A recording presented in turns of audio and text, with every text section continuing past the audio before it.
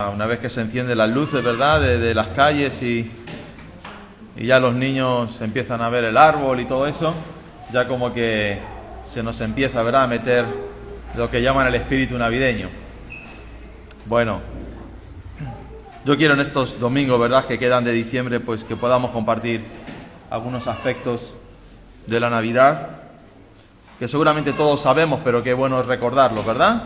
Y qué bueno es poder abrir la palabra del Señor y poder compartirlos. Hay algunas personas que no celebran la Navidad, porque bueno, dicen que viene de una tradición pagana, tampoco ponen arbolito porque también viene una tradición pagana, y me gustaría un poco compartirles a modo de introducción, ¿sí? Luego ya iremos por otro lado, pero a modo de introducción un poco el por qué se puso esa fecha, ¿no? Cuando el cristianismo comenzó a caminar después de que Cristo dejó a su iglesia, ¿verdad?, el cristianismo se encontró en medio de una cultura pagana, en medio de una cultura religiosa, que era la cultura romana y griega. Y en esos tiempos sí es verdad que había unas celebraciones a Saturno, sobre todo en el Imperio Romano, y tenían las fiestas, las saturnales que llamaban, que se realizaban desde el 17 hasta el 23 de diciembre. Entonces era toda una semana de celebraciones, y justamente el día 25 de diciembre que se consideraba el nacimiento del nuevo sol, porque a partir más o menos de esa fecha otra vez los días vuelven a crecer, ¿verdad?, y las noches vuelven a decrecer, ¿no? Ahora tenemos noches más largas y días más cortos. Entonces, a partir del 25 de diciembre, pues como que empieza el sol a tomar más autoridad, ¿verdad?, sobre las sombras, y por eso celebraban esta festividad. La Iglesia cristiana eligió este 25 de diciembre como el día del nacimiento de Jesús, como una estrategia, ¿verdad?, en el proceso de su expansión y de su evangelización, en el que siempre, ¿verdad?, intentó, bueno, pues buscar la manera de evangelizar a las personas, y vieron en ese tiempo, estamos hablando del siglo I, siglo II, cortito, de la iglesia primitiva, con lo cual muy cercana también a los apóstoles, ¿verdad?, porque estuvieron hasta el 50, al 60 después de Cristo los apóstoles, y algunos de los posteriores, como Timoteo, ya se van hasta el 90, hasta el 100, ¿verdad?, después de Cristo. Así que bueno, en principio, ¿verdad?, esos padres de la fe pusieron el 25 de diciembre como una manera de festejar al verdadero y único Dios. Amén. Quitar por un lado a Saturno, quitar por un lado a todos esos dioses paganos que tenían esa festividad en el día 25 de diciembre. Entonces, bueno, pues pusieron ese día para que el cristianismo tuviese una fecha señalada en la cual celebrar el nacimiento de Jesús, y a su vez poder pelear de una manera verbal, no física, pero sí de una manera teológica acerca de Jesucristo. Así que, de todos modos, el ritual de la Navidad fue evolucionando, ¿verdad?, a través de los siglos, y lo que festejamos hoy dista muy, muy lejos de lo que era el primer comienzo de la Iglesia, que era evangelizar a la gente y hablarles de que, bueno, Saturno puede que naciese o quien fuese, pero que el verdadero Dios era Cristo. Amén. Y ese es el verdadero sentido de la Navidad que nosotros celebramos, hermanos. Cristo, el Hijo de Dios, naciendo en medio del hombre. Así que, como cristianos, yo creo o veo, ¿verdad?, que tenemos al menos 5 celebraciones importantes que tenemos que celebrar a lo largo del año. La primera, la Navidad. Amén. Amén. Que es el nacimiento de Cristo. Más tarde vendrá el sacrificio de Cristo, ¿sí? Cuando estemos en Semana Santa, en Pascua, la resurrección de Cristo, amén, con el domingo de resurrección, la ascensión y la coronación de Cristo, amén, que este año 2021 ya lo pudimos celebrar, amén, y el nacimiento de la Iglesia en el día de Pentecostés, amén. Yo sé que hay otros cristianos, hermanos nuestros, que celebran las fiestas judías. Bien, podéis celebrar las fiestas judías siempre que sean las bíblicas, no el Hanukkah, que no está en la Biblia, pero sí puedes celebrarlas, y bueno, puedes ver el significado y el simbolismo que tiene eso en Cristo. Amén.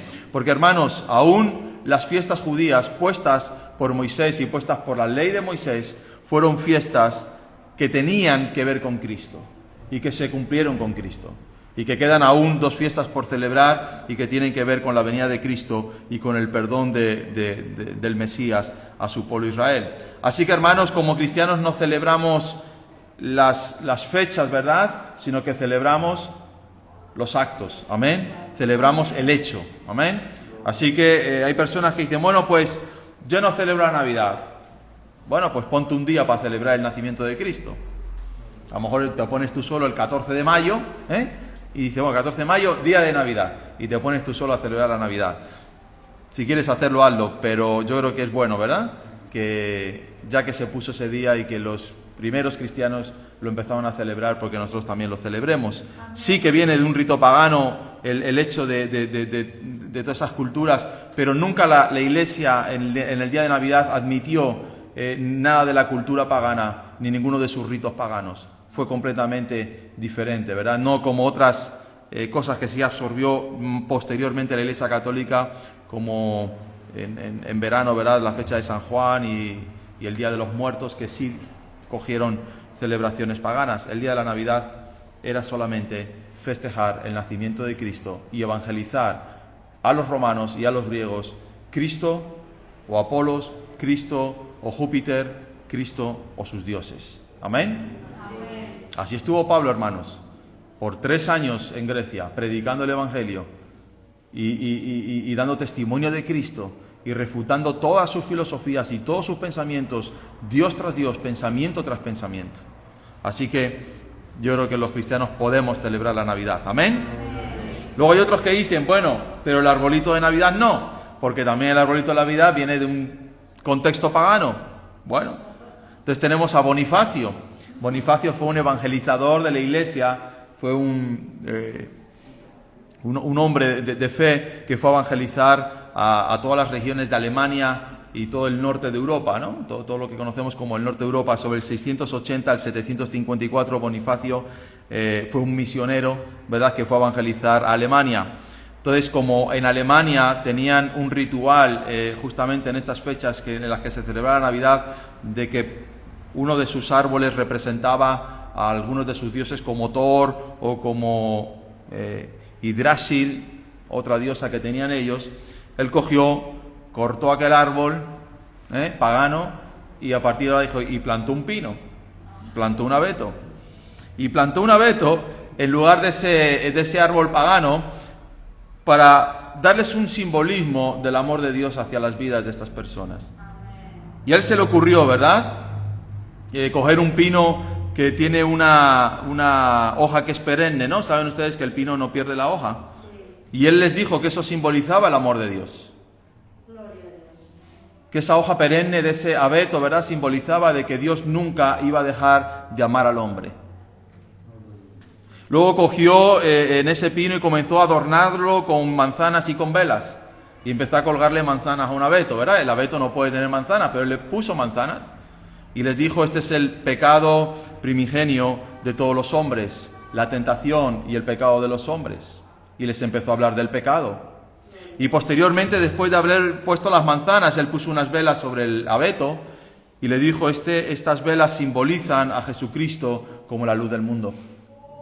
Y así se convirtió, ¿verdad? Ese proceso viene de un cristiano que dijo, bueno, voy a enseñar a estos hombres y mujeres paganas cómo es el amor de Dios. Así que aprovechó esa festividad para introducir también la festividad de la Navidad e introducir también en ese ritual pagano los simbolismos que podían hablarles acerca de Cristo.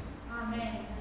Podemos decir si teológicamente, pero te tenías que haber visto tú, amén, en el 680, después de Cristo, allí perdido por Alemania, que eran unos salvajes, ¿a cómo les ibas tú a predicar el Evangelio? Bueno, pues yo creo que el Señor le dio sabiduría a este hombre y hizo aquello, ¿verdad? Así que después de eso, ¿verdad?, se agregó de forma tradicional el poner el arbolito de Navidad que nosotros ponemos. ¿Y sabes cuándo fue el primer árbol de Navidad que se puso en España? En 1870. Y se puso en la ciudad de Madrid, entre el Paseo del Prado y la esquina de la calle Alcalá, que creo que está el Palacio de Alcañices. Los madrileños me imagino que sabrán de qué hablamos.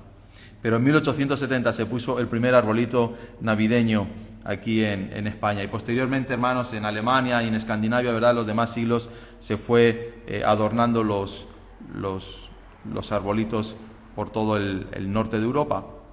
Ponemos una estrella, ¿verdad?, en el arbolito. Todos ponemos la estrella arriba, que simboliza la fe del cristianismo, recordando la estrella de Belén, de seguir el camino de Cristo. Ponemos las esferas, las bolitas navideñas, porque simbolizan lo que Bonifacio hizo con el primer árbol, que puso manzanas.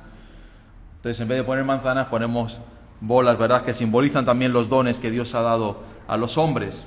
Ponemos también lazos navideños, porque está pensado, ¿verdad?, en representar la unión de las familias. Ese lazo que une a las familias consanguíneas. Y ponemos luces, porque es el mismo principio de las velas que puso Bonifacio, ¿no? Representan la luz de Cristo. Amén. Amén. Así que puedes poner un árbol navideño en tu casa, ¿sí? Puedes poder poner un Belén, como el que tenemos aquí, también puedes poner un Belén. Amén. Puedes poner ambas cosas, ¿verdad? Puedes no poner nada porque eres un triste y no pones nada, bueno, pero te vamos a amar, amén, y te vamos a respetar. Puedes celebrar el nacimiento de Cristo con todos nosotros el 25 de diciembre, o te puedes inventarte una fecha y decir que va a poner una fecha nueva, antipagana. Bueno, puedes hacerlo, pero vas a estar tú solito celebrando ese día. Pero vamos a aprovechar, amén, las Navidades para hablar de Cristo. No las aprovechemos solo para reunirnos y darnos un regalo, o bueno, como la tradición, cada uno según su país o según su cultura, ¿verdad?, o según sus tradiciones familiares, sino que sobre todo, hermanos, aprovechemos para poder dar el Evangelio de Jesucristo, amén, y poderles enseñar que Jesús vino a morir por cada uno de nosotros. ¿Por qué vino Cristo, hermanos? Vino para compadecerse de nosotros. Amén. Dice el capítulo de Hebreos, dice que no tenemos un sumo sacerdote que no pueda compadecerse de nosotros en nuestras debilidades, sino uno que fue tentado en todo, aunque sin pecado. Amén. Entonces Él puede saber cómo tú y yo nos sentimos. Por eso vino Cristo a esta tierra. Él vino para salvar al mundo de la tiranía del pecado, hermanos. Amén. No hay salvación sin Cristo. No hay, ¿verdad?, libertad del pecado sin Cristo. Él vino también para darnos vida eterna. Amén. He aquí que yo os doy la vida eterna. Aleluya. Ofrecerse como sacrificio perfecto ante el Padre para darnos perdón de nuestros pecados. ¿Quién podía ponerse en ese sacrificio? ¿Quién podía pagar el sacrificio necesario por nuestros pecados? Solamente Cristo. Él toma en su mano también el poder de la muerte. Amén. Así que cuando tú te mueras, no viene el espíritu de muerte a llevarte, sino que vienen los ángeles a llevarte a la presencia de Dios. Amén. Tú sabes que los cristianos no van a ver a la persona esa fea que es la muerte. Los cristianos no somos llevados por el Hades, no somos llevados por el demonio de la muerte, sino que somos llevados por los ángeles a la presencia de Dios. Amén. Eso es gracias a Cristo, eso es gracias a la venida de Cristo, al nacimiento de Cristo. Vino para darnos esperanza. Amén. Bueno, yo me voy, pero yo volveré y voy a ir a preparar un lugar para vosotros. Cuando los discípulos oyeron eso, se alegraron sus corazones. Para romper el velo, hermanos, que nos separaba de nuestras vidas con Dios. No podíamos tener comunión con Dios, no podíamos sentir la presencia de Dios, no podíamos elevar oraciones a Dios porque nuestros pecados nos lo impedían, pero a través de Cristo podemos hacerlo, porque Él rompió el velo que nos separaba de Dios. Así que, hermanos, celebremos la Navidad con gozo y con alegría. Amén. Amén. Y hablemos de Cristo en estos días tan importantes para que muchas personas puedan venir al conocimiento de la verdad. Abre tu Biblia en el libro de Ezequiel, capítulo 22. Ezequiel, capítulo 22, versículo 23 al 30.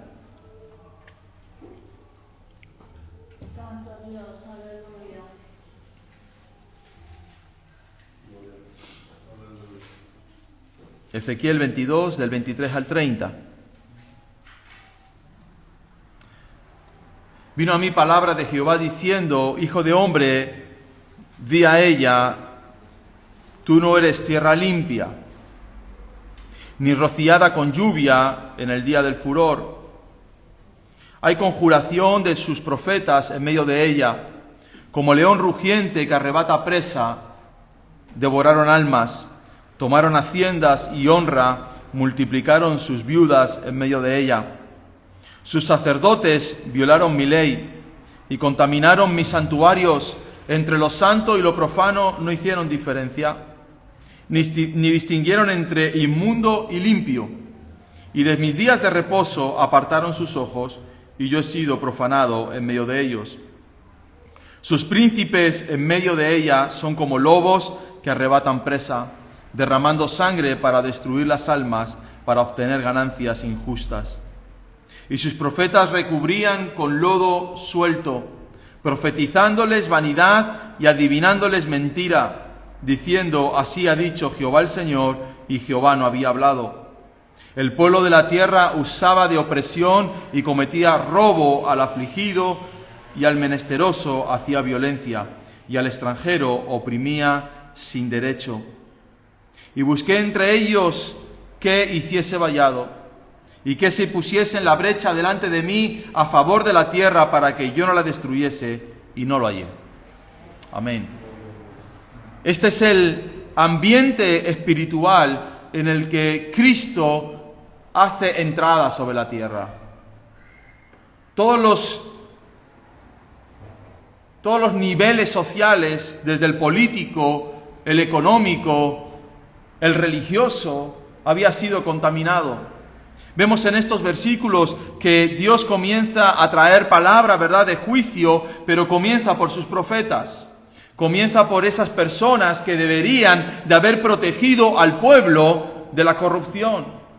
Los profetas eran esos hombres que alertaban al pueblo de las consecuencias que podían venir por causa de la desobediencia. Los profetas eran aquellos que usaban la palabra de Dios para exhortar al pueblo a volverse de sus malos caminos. Pero en este tiempo en el que Ezequiel está hablando y trayendo esta palabra, muchos o casi todos los profetas habían abandonado los caminos de Dios, profetizaban cosas que no debían de profetizar, vivían en caminos que no debían de vivir y estaban extraviando al pueblo, ¿verdad?, de hacer la voluntad de Dios. Y no solamente eso, sino que los sacerdotes, que representaban, ¿verdad?, los custodios del templo de Jehová, de la presencia de Dios, del lugar de mayor santidad que podía haber sobre la tierra, se habían corrompido también como se habían corrompido los profetas. No habían hecho distinción entre lo santo y lo profano. Ya les daba igual cómo entraban en el lugar santo o cómo podían entrar en el templo, ¿verdad?, con las manos manchadas de sangre, o habiendo robado al pueblo, o habiendo fornicado con el pueblo, o habiendo traído, ¿verdad?, como trajeron en muchos de esos tiempos, idolatría aún en medio del pueblo de Israel. Y nos encontramos que no hay quien predique la palabra de Dios, no hay quien guarde la presencia de Dios, no hay quien traiga la presencia de Dios en la santidad que Dios quiere, sino que todos han violado la ley de Dios y todos se han contaminado. Como consecuencia, ¿verdad?, de que no hay una palabra de Dios clara, de que no hay un evangelio claro que está siendo predicado, de unos profetas que están predicando, ni hay un sacerdocio, ¿verdad?, que está viviendo en la santidad. Como consecuencia de eso, los príncipes, es decir, los gobernantes que gobernaban sobre ellos, se han corrompido como todos y cada uno de ellos. Estos príncipes, dice la palabra de Dios, que son como lobos que arrebatan la presa.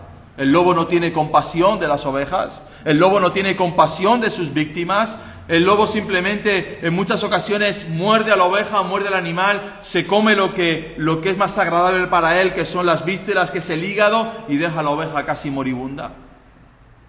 Y así son los príncipes que estaban gobernando sobre Israel en ese tiempo. Y no solamente eso, hermanos, sino que cuando no hay predicación de la palabra, cuando el sacerdocio se ha corrompido, los príncipes y los gobiernos se corrompen y como consecuencia el pueblo de la tierra es corrompido en gran manera. Vemos cómo va de una manera sucesoria, ¿verdad?, desde la cabeza principal hasta el pueblo que está más abajo, todos se van corrompiendo. Y dice que el pueblo hacía igual que estaba viendo en las personas que lo estaban presidiendo. Oprimían, ¿verdad?, cometían robo, afligían al menesteroso, hacían violencia, ¿verdad?, y al extranjero oprimían sin derecho. ¿Y acaso esto no es una radiografía de la sociedad en la que nosotros vivimos?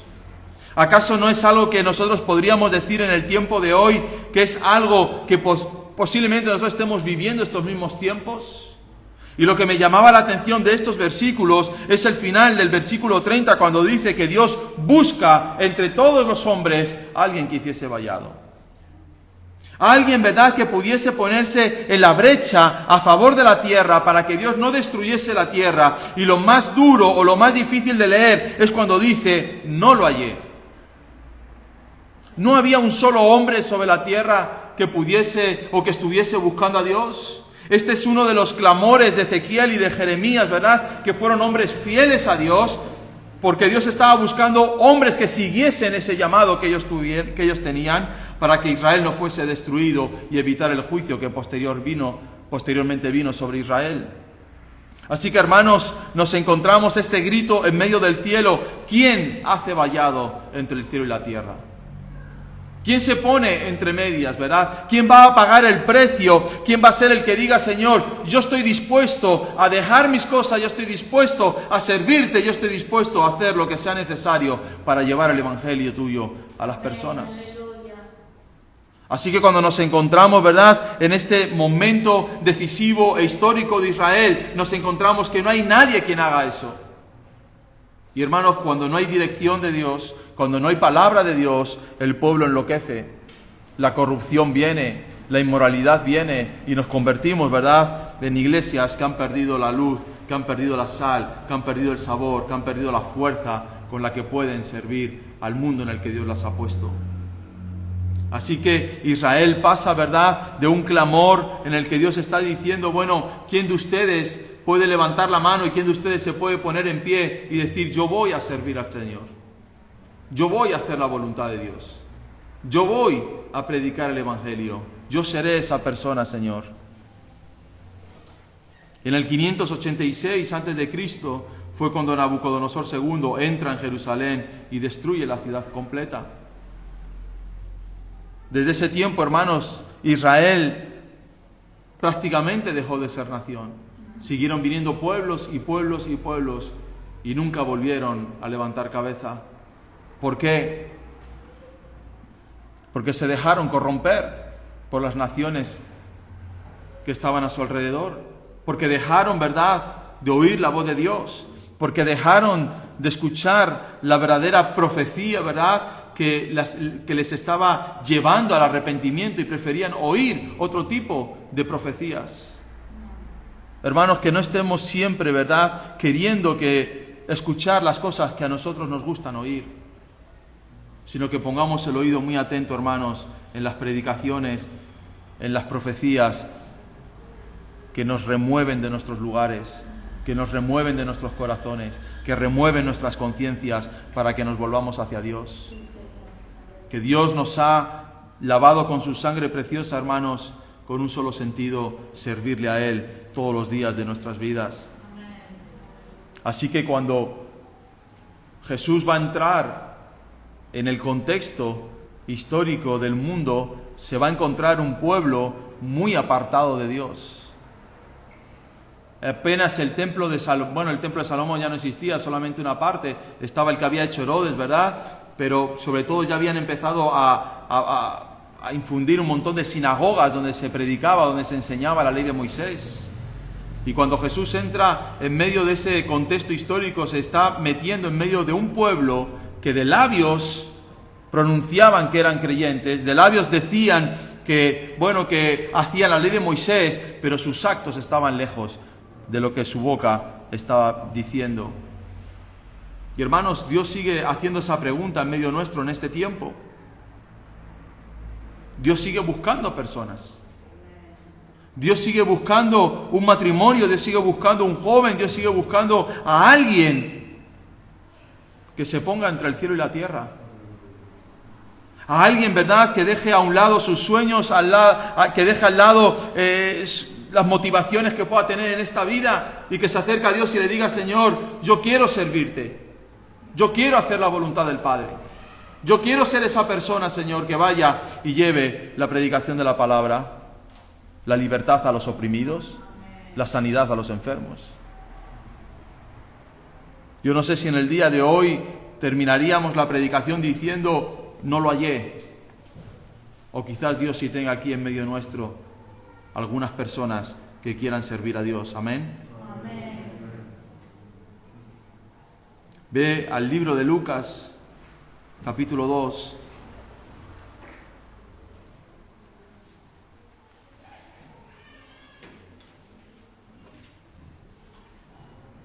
Y solo el Mesías, hermanos, quien es Dios mismo encarnado, tuvo el carácter y las credenciales suficientes para hacer realidad esa pregunta del cielo: ¿quién irá? Ponerse en la brecha, hacer vallado, interceder delante de Dios por el pueblo. Pero él fue rechazado por los hombres. Mira en Lucas capítulo 2, el nacimiento de Jesús, versículo 1. Aconteció en aquellos días que se promulgó un edicto de parte de Augusto César, que todo el mundo fuese empadronado. Este primer censo se hizo siendo Cirenio gobernador de Siria. E iban todos para ser empadronados, cada uno a su ciudad. Y José subió de Galilea, de la ciudad de Nazaret, a Judea, a la ciudad de David, que se llamaba Belén, por cuanto era de la casa y familia de David. Así que José y María pertenecían a la familia de David, de Belén. Amén. Para ser empadronado con María su mujer, desposada con él, la cual estaba encinta. Ya estaría pues de 9 meses. Y aconteció que estaban ellos allí, se cumplieron los días de su alumbramiento. No sabemos qué día fue, no sabemos qué mes, no sabemos qué fecha, pero se cumplieron los días de su alumbramiento.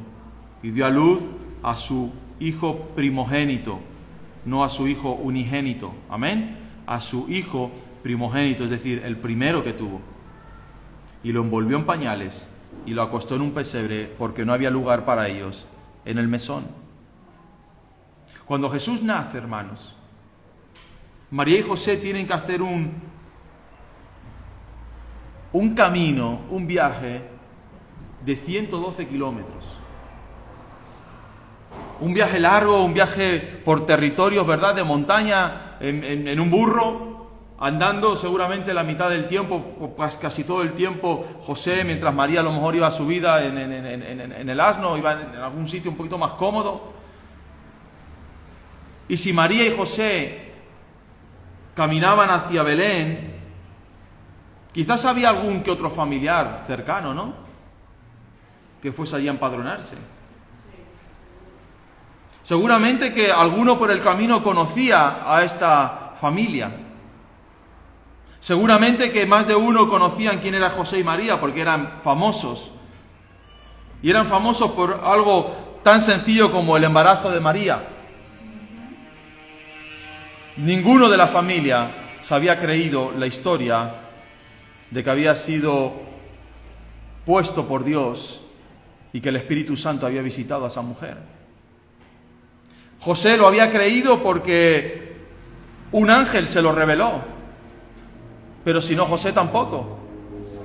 En el momento en el que José comienza a dudar y comienza a pensar en dejar a María para que le echaran la culpa a él, ¿verdad?, y para que no fueran a por ella, la apedreasen, en ese momento el ángel se le aparece a José en sueños y le dice: José, tranquilo, lo que María tiene en su vientre es nacido del Espíritu, es el Hijo de Dios. Pero el resto de los hombres no habían creído esa historia.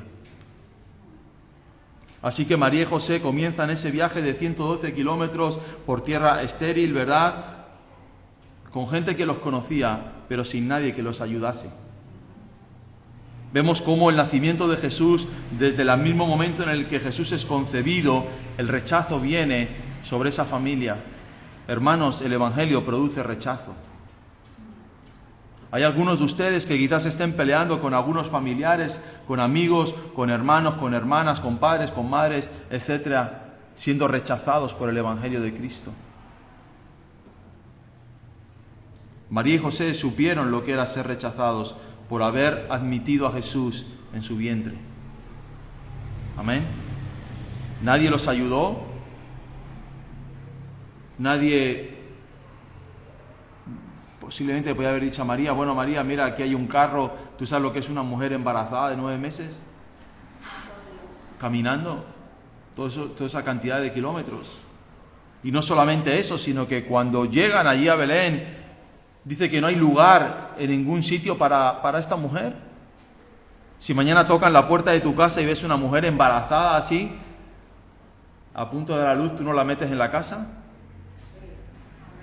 Aunque no la conozcas, aunque sea una prostituta. Pero yo creo que ninguno de nosotros dejaríamos a una mujer embarazada, ¿verdad? A punto de dar a luz. No, vete, que no tenemos sitio. ¿Cómo que no hay sitio para una mujer embarazada? Yo me hacía esta pregunta en estos días, digo, Señor, cuando ellos estaban viendo aquella barriga más grande que la de Doina, ¿cómo le dijeron, no hay sitio? No hay sitio en ningún albergue, no hay sitio en ninguna... ¿Tú me quieres decir que en ninguna casa de Belén hay un rinconcito, hay un pequeño sofá, hay una pequeña habitación, hay una pequeña estufa para una embarazada? El problema no era que no había sitio, el problema es que no querían aceptar la realidad de María. Pero esto yo creo que era algo simbólico y profético del ministerio de Jesús. Cuando en Juan 3:16 dice que la luz vino al mundo y el mundo no quiso la luz, sino que prefirió las tinieblas y rechazó la luz. Así que aún yo creo que hasta en el mismo nacimiento de Cristo se está revelando a los hombres, ¿verdad?, la indiferencia del ser humano ante el Evangelio de Jesucristo. No hay lugar para ti en este mesón. Un mesón yo creo que podrá tener 3, 4 o 5 habitaciones, podrá tener un lugar donde la gente come, un lugar un poco más grande, la parte de la cocina. En la cocina no hay un sitio.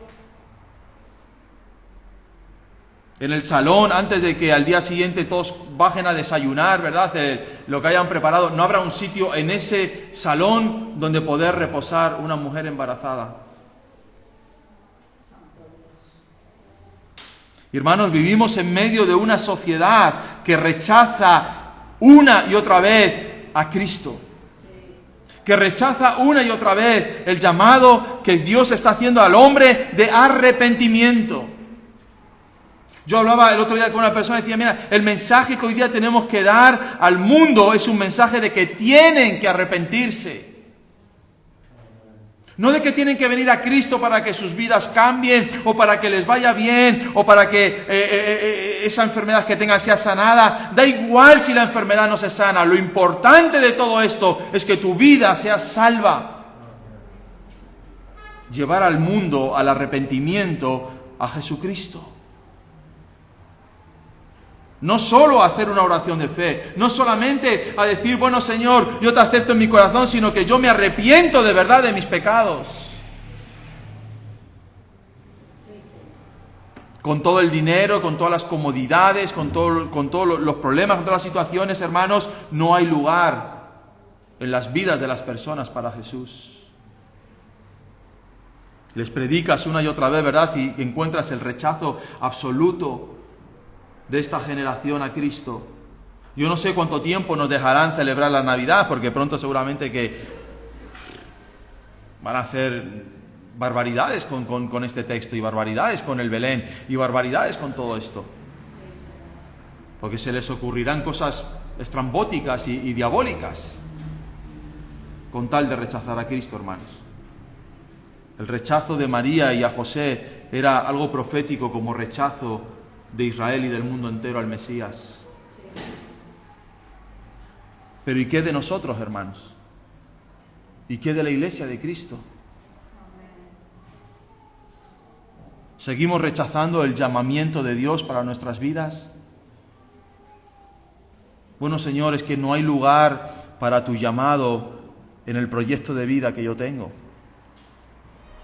Señor, no hay un lugar para el llamado tuyo en lo que yo he pensado hacer con mi vida. Señor, es que antes de poder pensar en servirte, es que tengo que poner en orden mi economía, es que tengo que poner en orden estas cosas, es que tengo que poner en orden esto, es que tengo que terminar aquello. No, hermanos, pongámonos delante del Señor en este año que viene, amén. Y digámosle, Señor, de verdad que hay lugar para ti en mi corazón.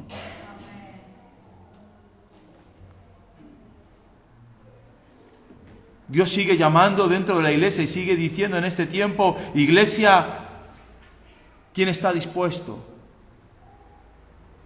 a ser rechazado? ¿Quién está dispuesto a sufrir angustia, penalidades, hambre, desnudez por causa del Evangelio?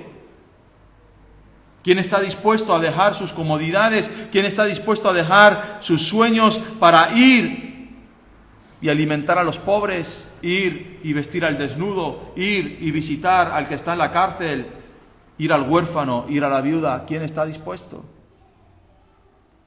No seamos, ¿verdad?, como el versículo 7 de Lucas capítulo 2, no hay lugar para ti en nuestras vidas, Señor. Tenemos tantos proyectos, tenemos tantas cosas que alcanzar. Una y otra vez veo, hermanos, el mismo resultado en las vidas de aquellos que han puesto a Dios lo primero, a servirle, cómo su familia siempre está reunida en el abrigo del Evangelio. Y aquellos que han determinado primero hacer sus cosas, primero desarrollar sus planes, cómo lo han ido perdiendo todo a lo largo del tiempo. El mensaje de hoy, hermanos, es simple y es claro. Hay violencia sobre la tierra, hay dolor sobre la tierra, hay pecado sobre la tierra, hay inmoralidad, hay violencia, hay falta de derecho, pero hay una pregunta en el cielo. ¿Quién irá? ¿Quién irá? ¿Quién irá? ¿Dónde Dios va a ir a buscar a sus siervos? ¿Al mundo o a los que nos llamamos iglesia? ¿A dónde va a ir Cristo? ¿Dónde aterrizó Jesús? ¿En Estados Unidos? ¿En Alemania? ¿O en su pueblo Israel? Vino a Israel, a los suyos. A los suyos vino y los suyos no le recibieron. ¿A dónde va a ir a buscar Dios trabajadores para su obra? Aquí, a esta iglesia, hermanos, a esta iglesia. Dios está en esa puerta preguntándonos cada domingo, cada jueves, oye, estoy buscando hombres que hagan vallado. Estoy buscando hombres, estoy buscando familias que se pongan entre el cielo y la tierra. Estoy buscando a alguien que se ponga a favor de la tierra delante de Dios. Señor, ten misericordia, porque yo he decidido que voy a destruir la tierra. ¿No fueron esas las palabras que Dios le dio a Abraham? Abraham, he decidido terminar con Sodoma y Gomorra. ¿Y qué hizo Abraham? Bueno, pues está bien, Señor, porque se lo merecen. La verdad que ya era hora. Ya estabas tardando tú en bajar y poner a esos inmundos en su sitio. La verdad que se lo merecen. ¿Qué hizo Abraham? Comenzó a interceder por ese lugar. Señor, si tú hallases 50 justos sobre esa ciudad. Y así fue, y así fue, y así fue, y así fue. Hermanos, Dios ha dicho a la iglesia, iglesia, yo traigo el juicio sobre el mundo.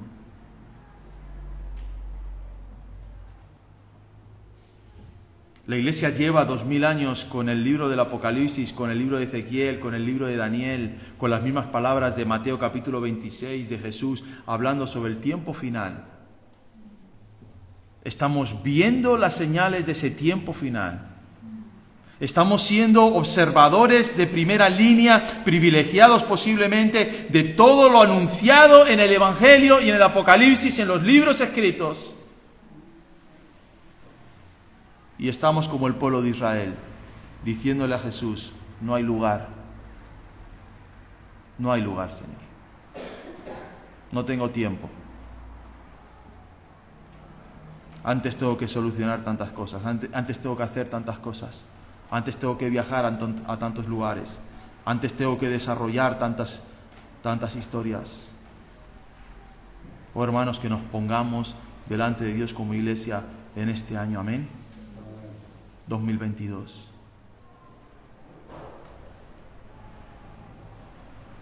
Que nos esforcemos.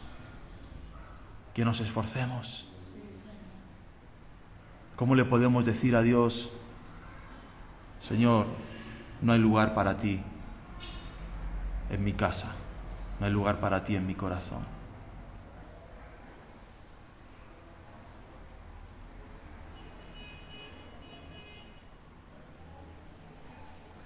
Ojalá que en este tiempo, hermanos, podamos pensar que Dios se hizo carne y que Dios se hizo hombre, no porque Él lo necesitase, no porque Él tuviese una necesidad vital, sino porque Él se apiadó de nosotros, porque Él vio la corrupción, Él vio el sufrimiento, Él vio el dolor de su pueblo, el dolor del mundo, y le dijo al Padre, Padre, yo soy el que va a ir. Yo soy el que va a hacer vallado. Yo soy el que se va a poner entre el cielo y la tierra. ¿Dios desechará a alguien por su edad? ¿No? ¿Amén? Desde los más jóvenes a los más mayores. ¿Dios desechará a alguien por su género, porque sea hombre o mujer? No. Dios usa hombres y mujeres para hacer su voluntad, para predicar el Evangelio, para llevar las almas al arrepentimiento. Hermanos, ¿cuánto necesitan estos pueblos donde tú vives de que les prediquemos el Evangelio? La Guancha necesita oír el Evangelio, amén. ¿Dónde está lo de la Guancha? Ahí, gloria a Dios. Santo Domingo, ¿dónde está lo de Santo Domingo? Santo Domingo necesita el Evangelio. La Orotava.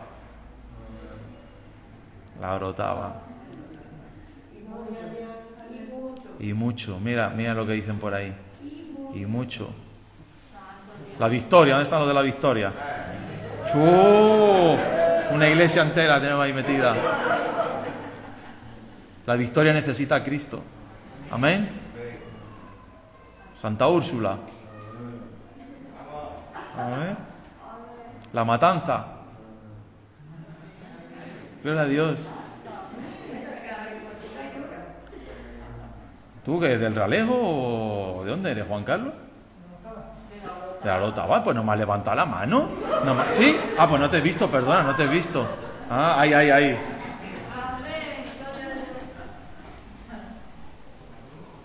¿Habrá lugar para Dios en esos pueblos? Podemos decir, hermanos, no, es que no van a atender, es que no me van a ver, es que no me van a hacer caso, es que... O podemos ir en el amor de Cristo, en el poder de la palabra de Dios, a llevarles el Evangelio. Eso es la Navidad, hermanos. Eso es la Navidad. Después de los arbolitos, después de los regalitos, después del roscón de Reyes, del pan con jamón, del cordero, de la hallaca, de todo lo que hacemos bonito y que está bien, háganlo. Amén. Pero después de todo eso, hermanos, lo que tiene que quedar en el principio y en el final de toda esta celebración es que Cristo vino y nos está llamando y nos está diciendo desde Ezequiel, sigo haciendo esa pregunta, ¿habrá un hombre sobre la tierra que se ponga a interceder por ella? Yo le decía a mi padre ayer o antes de ayer, no sé cuándo le vi, digo, los cultos de oración en las iglesias, en este tiempo que estamos viviendo, tendrían que estar a reventar. A reventar. Porque, hermanos, estamos viviendo ese último tiempo.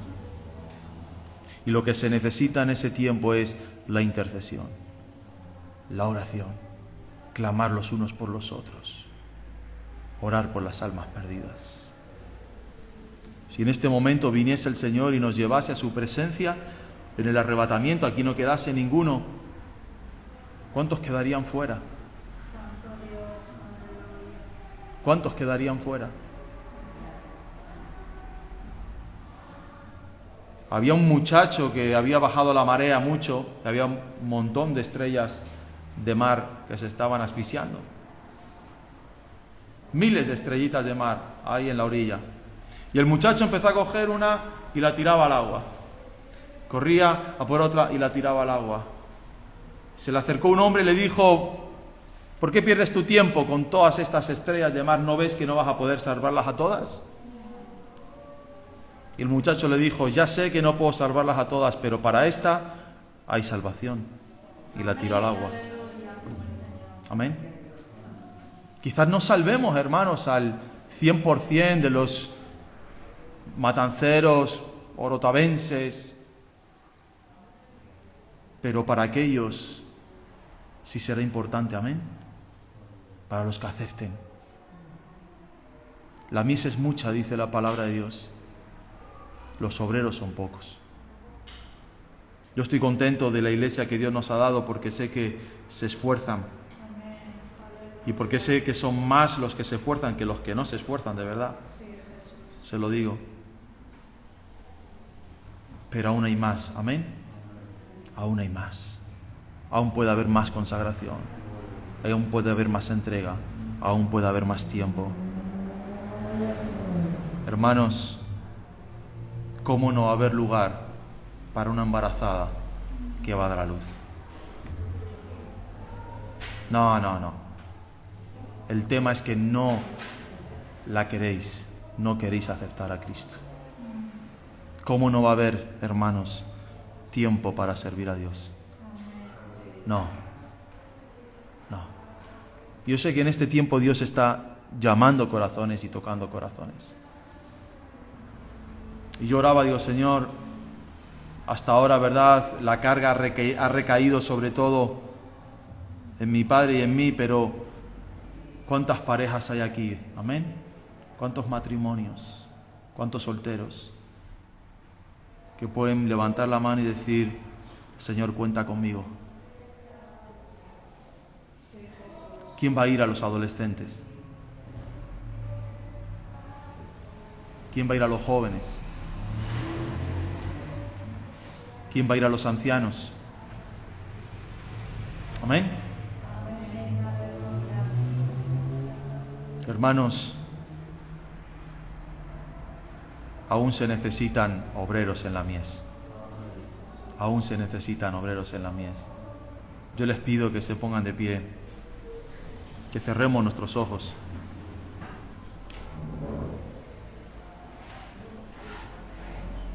Y que en esta mañana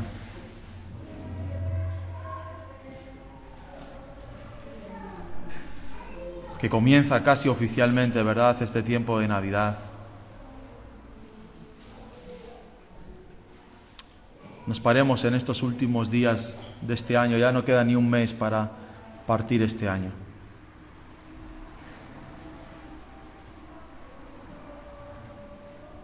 Que le podamos decir: Señor, en el 2022, oh Dios, cuenta conmigo, Jesús.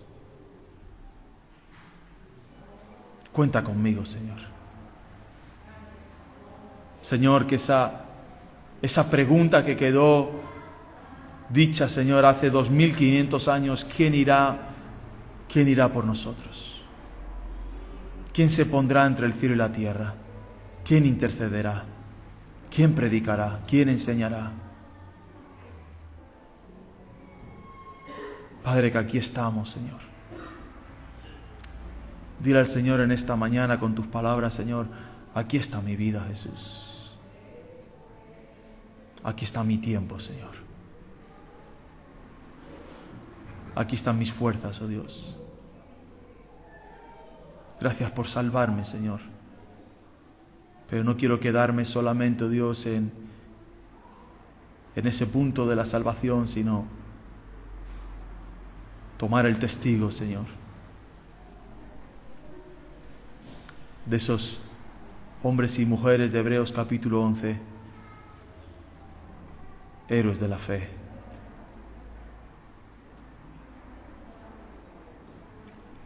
Padre, que tú toques cada vida, cada corazón en esta mañana, Señor. Que nos lleves, oh Dios, a la consagración en tus caminos, Señor. Que nos lleves, oh Dios, a decirte en esta mañana, Señor, cuenta conmigo, Jesús. Aún puedo dar mucho más, oh Dios. Aún puedo esforzarme, Señor. Aún puedo caminar, Señor.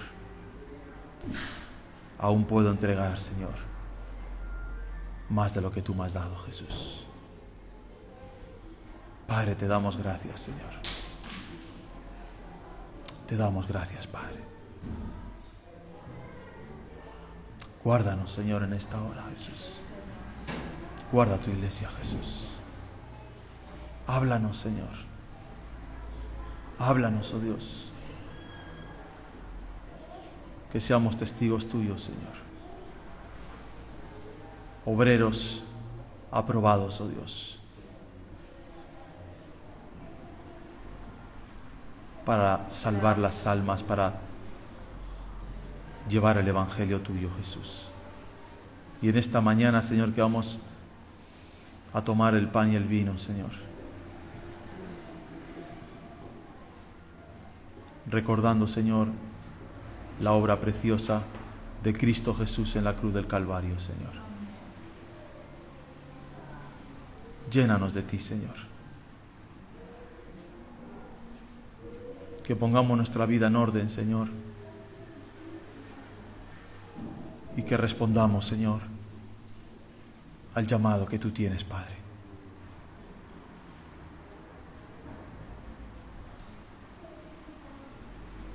Señor, ayúdanos en este tiempo, Señor Jesús.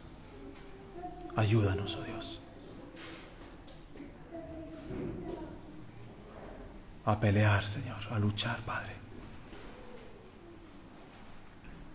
En el nombre de Jesús. Amén, Señor. Aleluya, Jesús.